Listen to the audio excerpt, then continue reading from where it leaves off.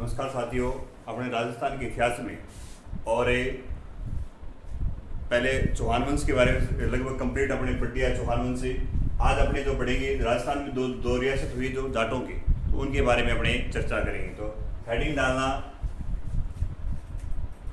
भरतपुर का या जाट वंश, हेडिंग डालो जाट वंश। जाट वंश देखो, राजस्थान में दो रियासतें थी जाटों की, एक तो भरतपुर और दूसरी थी धौलपुर। पहला तो ये आपको ध्यान में रखना,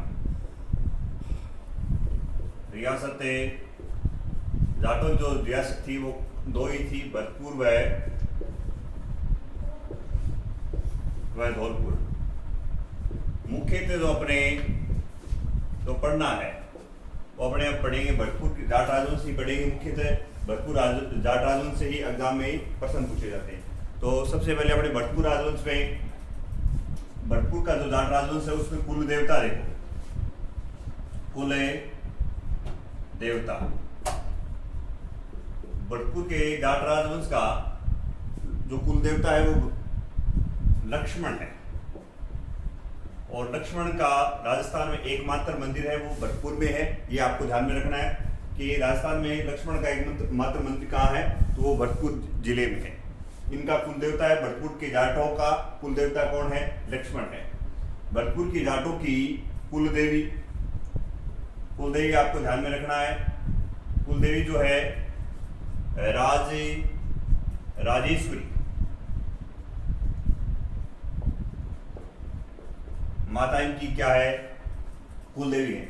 अब इसके बाद अपने को ये कंसेप्ट ध्यान में रखना है कि इस क्षेत्र का नाम भरतपुर क्यों पड़ा। तो राम का जो भाई था भरत, राम के भगवान जो राम थे, राम के भाई भरत के नाम पर, राम के भाई भरत के नाम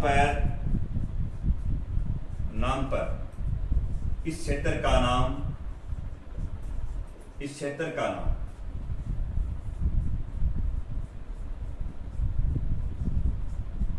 भरतपुर पड़ा। ये आपको ये पहले जो चार कंसेप्ट मैंने बताए हैं। जाट वंश, जाटों की राजस्थान में दो ही रियासत थी, एक तो थी भरतपुर व धौलपुर। अब इनमें अपने को ये ध्यान में रखना है, सबसे ज्यादा जो है भरतपुर ये भरतपुर राजवंश के बारे में अपने चर्चा करेंगे। धौलपुर में सिर्फ एक संस्थापक पढ़ेंगे, ज्यादा डीपली पढ़ने से कोई फायदा नहीं। जो एग्जाम में भी जो क्वेश्चन पूछे जाते हैं वैसे अपने इसको पढ़ेंगे। जो भरतपुर जो जाट राजवंश है, इसके जो कुल देवता माने जाते हैं वो लक्ष्मण को माना जाता है, और जो कुलदेवी है वो राजेश्वरी माता को माना जाता है। और राम के भाई जो भरत थे, भरत के नाम पर इनका जो नाम पर क्षेत्र का नाम पड़ा था भरतपुर। आगे देखना, आगे का कंसेप्ट समझना। अब इस समय दिल्ली का जो शासक है, जो मुगल शासक है, वो औरंगजेब था।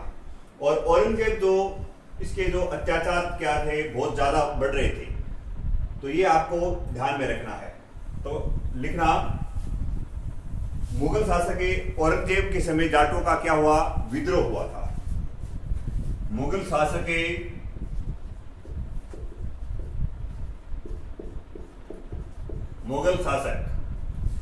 औरंगजेब के समय, मुगल शासक औरंगजेब के समय, और क्या होता है, जाटों का विद्रोह हुआ। तो आपसे ये पूछ सकता है कि किसके समय यहाँ जाटों का विद्रोह हुआ, तो औरंगजेब था। औरंगजेब के अत्याचार बढ़ रहे थे, औरंगजेब ने क्या जजिया कर लागू कर दिया था, औरंगजेब हिंदू मंदिरों को तुड़वा रहा था। तो इस समय एक जाटों का एक नेता हुआ जिसके नेतृत्व में सबसे पहले यहाँ आंदोलन होता है। तो वो नेता सर्वप्रथम जो विद्रोह करेगा, सर्वप्रथम विद्रोह किसने किया, ये आपको ध्यान में रखना है। सर्वप्रथम विद्रोह गोकुला जाट ने किया था, ये पूछ लिया गया भी एग्जाम में।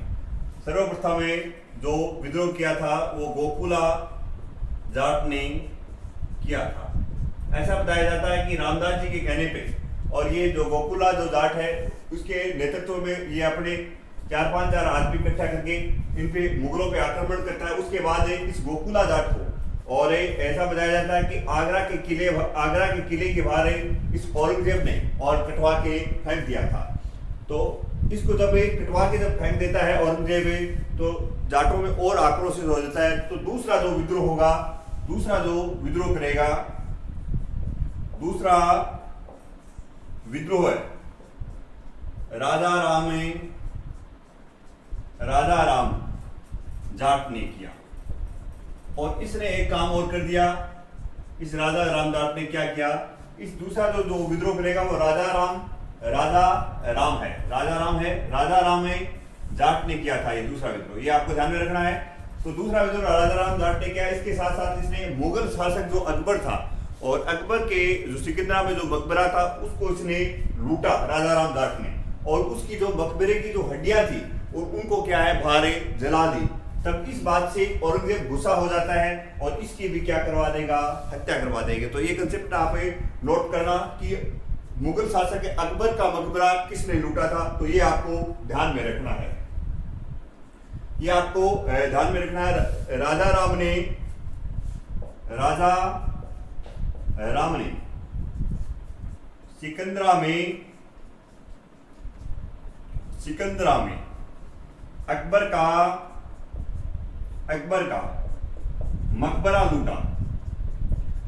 का मकबरा लूटा, और उसकी हड्डियां, जो उसकी मकबरे में जो हड्डियां थी, उसकी हड्डियों को जलवा दिया।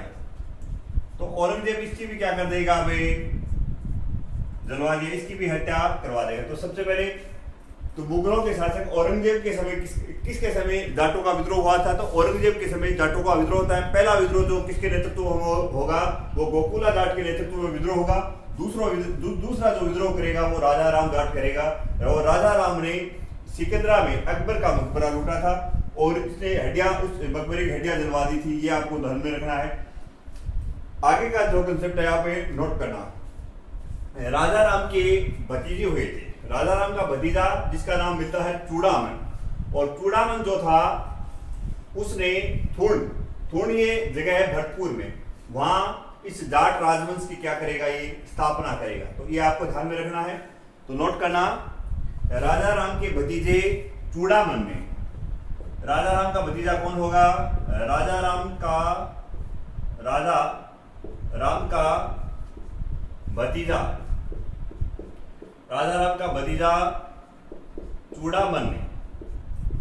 चूड़ामन ने थोड़, ये थोड़ जो जगह है वो भरतपुर में है, भरतपुर में जाट राज्य की स्थापना की। चूड़ामन ने क्या कर दिया, जाट राज्य बसा दिया भाई। तो इसलिए इसे भरतपुर के जाट राजवंश का क्या माना जाता है, संस्थापक माना जाता है। भरतपुर जाट राजवंश का संस्थापक। देखो यहां कंफ्यूज करेगा आपको, संस्थापक डायरेक्ट पूछ ले तो ये आपको उत्तर दे देना है। भरतपुर जाट राजवंश का संस्थापक कौन है, चूड़ामन है। राजा राम का भतीजा चूड़ामन ने थून जो जगह है भरतपुर में, वहां जाट राज्य की स्थापना की थी। और भरतपुर जाट राजवंश का संस्थापक कौन कहलाएगा, चूड़ामन कहलाएगा। और उसके बाद आप ये नोट करना, भरतपुर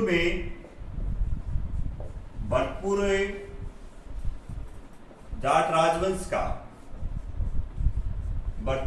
राजवंश का जो संस्थापक है, संस्थापक तो ये हो गया वास्तविक संस्थापक। वास्तविक जो संस्थापक है, वास्तविक संस्थापक होगा बदन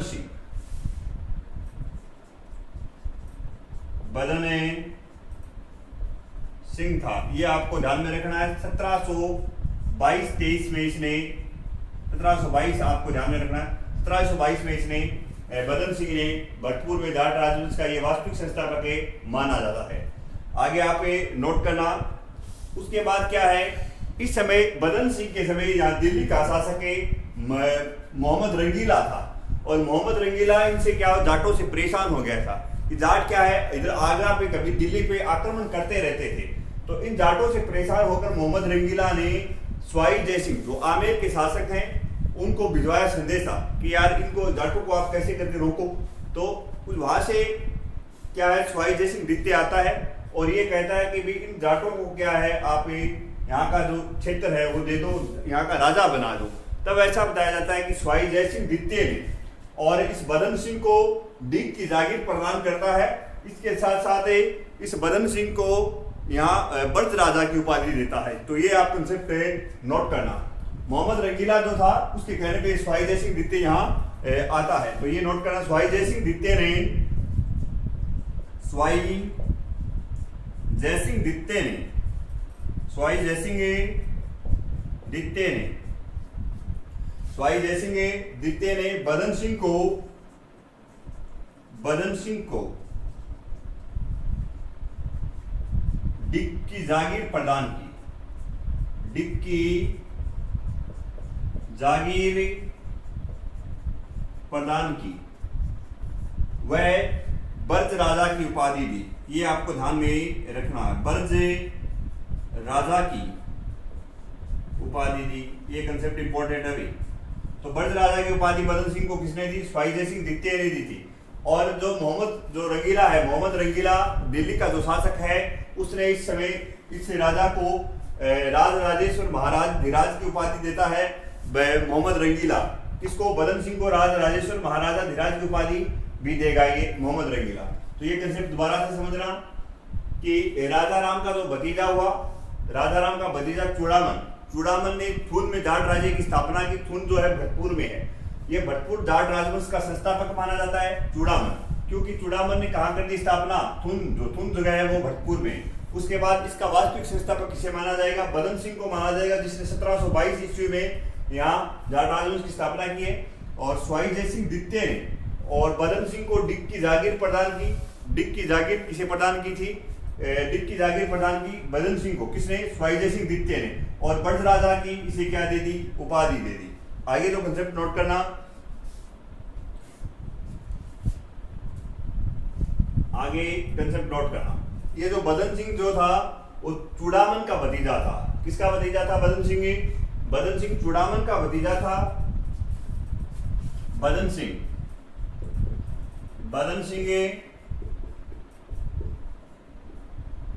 चूड़ामन का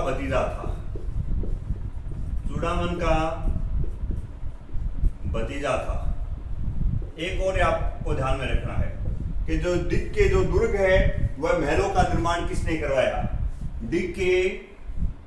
डीग पड़ता है भरतपुर में, तो डीग के दुर्ग वह महलों का निर्माण, डीग के दुर्ग वह महलों का निर्माण बदन सिंह ने करवाया था। बदन सिंह ने करवाया। तो बदन सिंह के कितने कंसेप्ट हो गए? एक तो बदन सिंह को वास्तविक संस्थापक माना जाता है। दूसरा जो कंसेप्ट है बदन सिंह को आमेर के शासक स्वाई जयसिंह द्वितीय ने डीग की जागीर प्रदान की। इसके साथ साथ इसे ब्रज राजा की उपाधि दे दी। इसके अलावा ये बदन सिंह चूड़ामन का भतीजा था और इसने डीग के दुर्ग व महलों का निर्माण किसने करवाया था? बदन सिंह ने। डीग के जल महल अलग होंगे, वो अपने सूरजमल के समय पड़ेंगे। डीग के जल महलों का निर्माण जो कराएगा वो सूरजमल करवाएगा।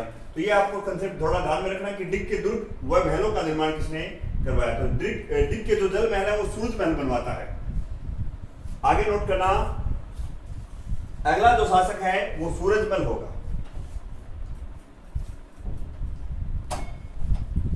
सूरजमल का जो कालक्रम मिलता है वो लगभग मिलता है 1736 से लेके 1763 ईस्वी से।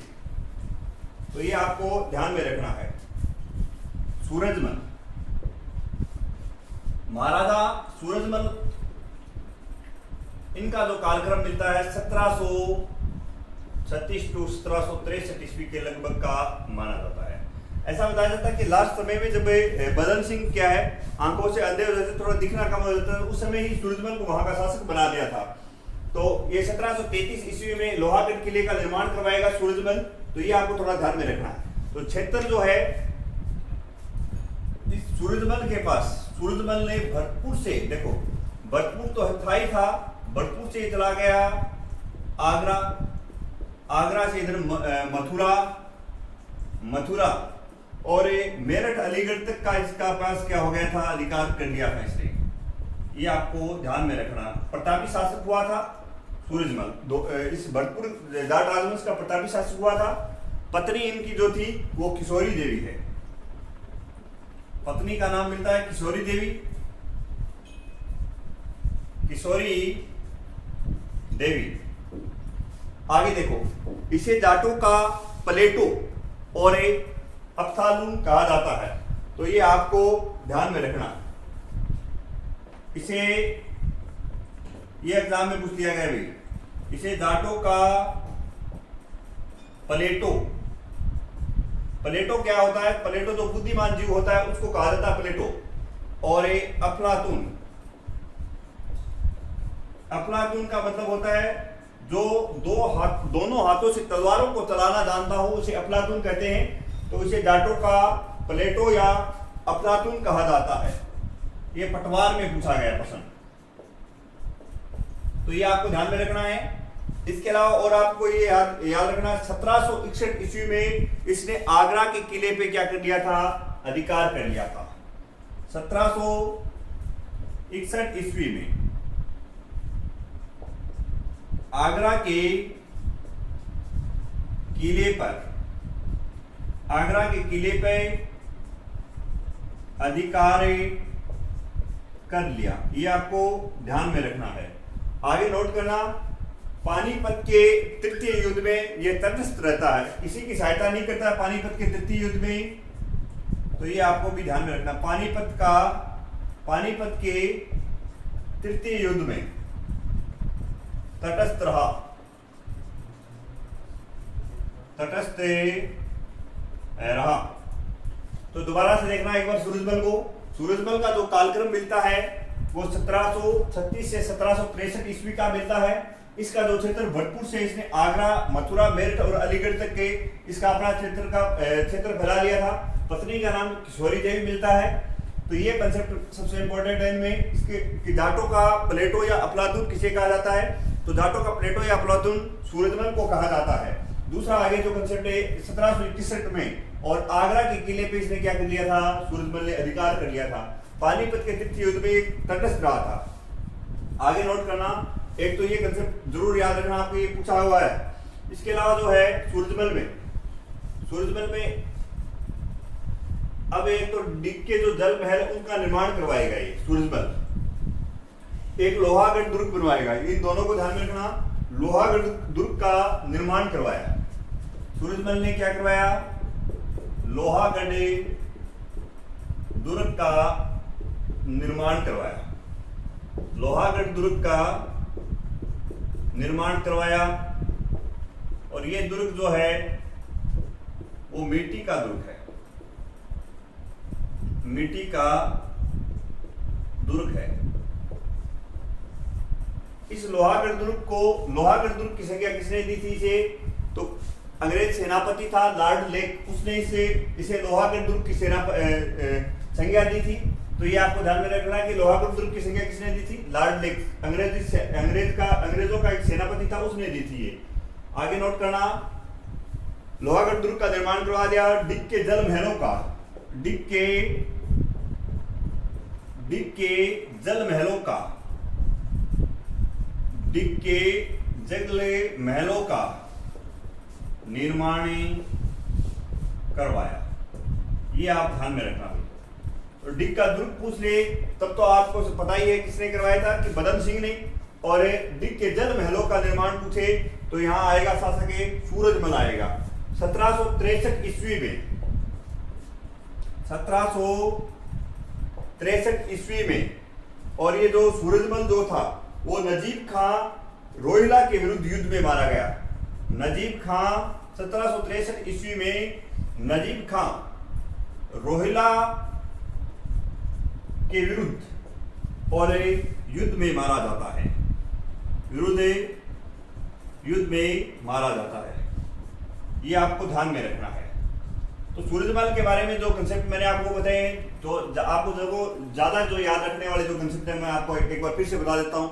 सूरजमल को एक तो जाटों का प्लेटो, जाटों का अफलातून कहा जाता है, ये एग्जाम में पूछ लिया गया है। इसे जाटों की ज्योति भी कहा जाता है, जाटों की आंख कहा जाता है, तो वो सूरजमल को कहा जाता है। एक इसके अलावा जो कंसेप्ट मिलता है, इसने लोहागढ़ दुर्ग या जो भरतपुर दुर्ग इसको बोलते हैं, भरतपुर दुर्ग का निर्माण किसने करवाया था, या लोहागढ़ दुर्ग का निर्माण किसने करवाया, तो वो करवाया था सूरजमल ने।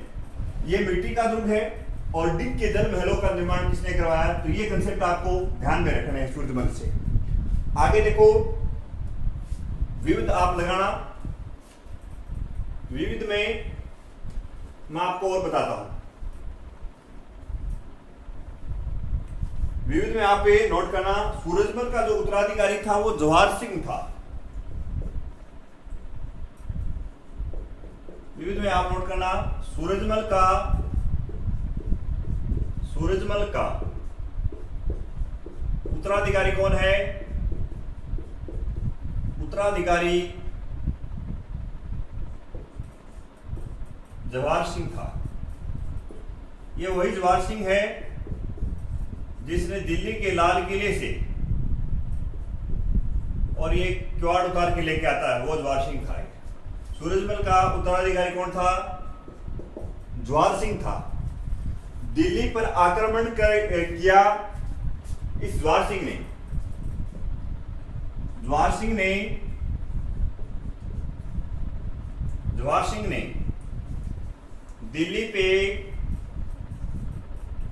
दिल्ली पर आक्रमण किया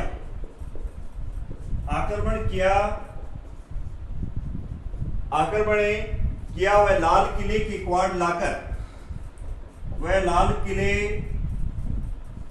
लाल किले के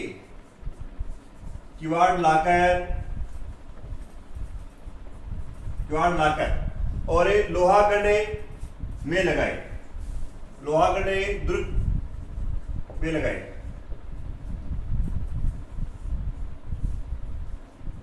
तो ये आपको ध्यान में रखना है। तो सूरजमल का जो उत्तराधिकारी कौन था, वो जवाहर सिंह था। और जवाहर सिंह का ये कंसेप्ट पूछ लिया गया है कि दिल्ली से लाल किले के किवाड़ उखाड़ कर कौन लाया था, और जिसने उसको फिर लोहागढ़ के किले पे लगाए थे इसने, तो वो सूरजमल ने, सॉरी जवाहर सिंह ने लगाए थे। ये आपको ध्यान में रखना है। आगे नोट करना, एक इस जवाहर सिंह ने विदेशी जो युवकों की सैनिक टुकड़ी का गठन किया था, एक ये कंसेप्ट भी आप नोट कर लेना। इसने विदेशी युवकों की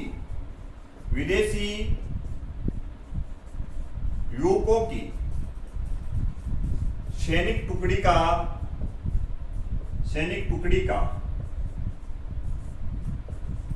गठन किया। ये कंसेप्ट भी इंपॉर्टेंट है कि किसने विदेशी युवकों की सैनिक टुकड़ी का गठन किया था, तो वो जवाहर सिंह था जिसने विदेशी युवकों की सैनिक टुकड़ी का गठन किया। तो जवाहर सिंह के बारे में ये कंसेप्ट सबसे ज्यादा बार पूछा गया है। आगे नोट करना, लसवाड़ी का युद्ध। लसवाड़ी का युद्ध होता है 1805 ईस्वी में। लसवाड़ी का जो युद्ध 1805 में हुआ, लसवाड़ी का युद्ध ये पूछ लिया गया एग्जाम में भी। लसवाड़ी का युद्ध 1805 में हुआ। ये युद्ध हुआ अंग्रेज सेनापति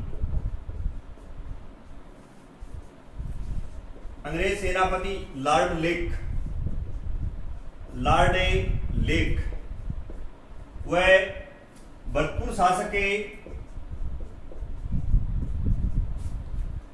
शासक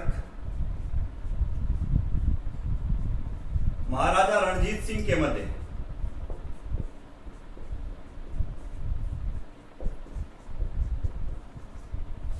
रणजीत सिंह के साथ ये युद्ध होता है। और युद्ध का कारण क्या था? युद्ध का कारण ये था कि मराठा सेनापति होलकर को शरण देना। कारण इस रणजीत सिंह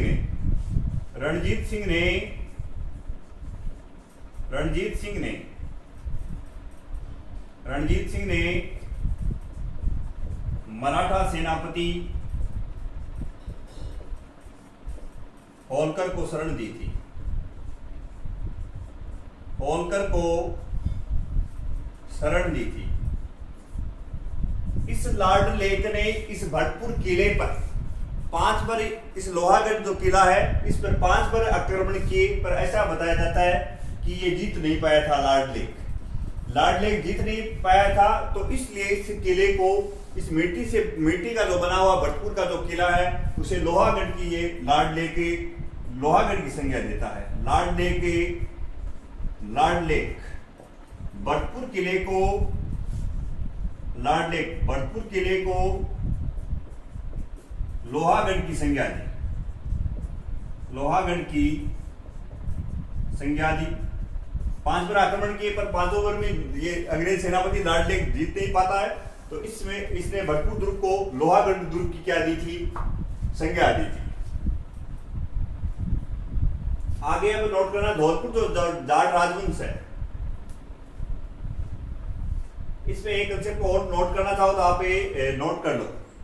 भरतपुर के रणधीर सिंह ने 1818 ईस्वी में और मेवाड़ के शासकों के साथ संधि की। रणधीर सिंह अलग है, रणजीत सिंह अलग है। रणजीत सिंह ने सबसे पहले मैत्रीय संधि की थी 1803 में अंग्रेजों के साथ। रणजीत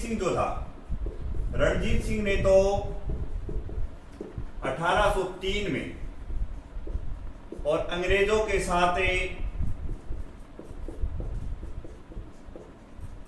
सर्वप्रथम मैत्रीय संधि की थी। सर्वप्रथम में मैत्रीय संधि की। इसके अलावा आपको ध्यान में रखना है कि लास्ट में जो शासक है रणधीर सिंह ने 1818 ईस्वी में अंग्रेजों के साथ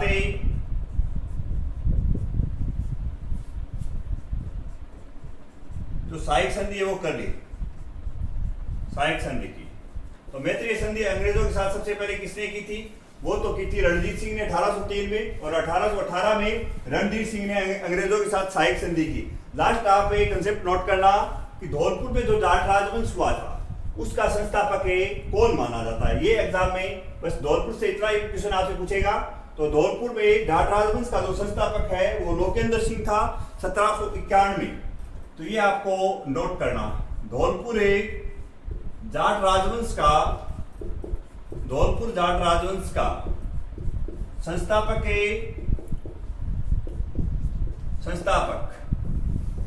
लोकेंद्र सिंह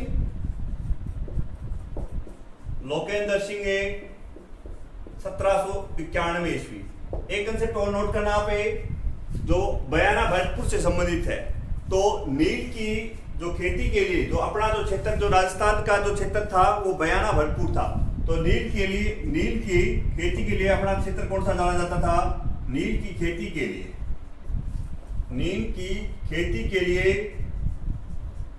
राजस्थान का जो क्षेत्र था, राजस्थान का क्षेत्र बयाना भरतपुर प्रसिद्ध था। यह एग्जाम में क्वेश्चन पूछ लिया गया है, बयाना भरतपुर प्रसिद्ध था। नील हमारी संस्कृति विरासत रही थी। तो ये आपको ध्यान में रखना, नील की खेती के लिए राजस्थान का कौन सा क्षेत्र था, बयाना भरतपुर था। धन्यवाद साथियों।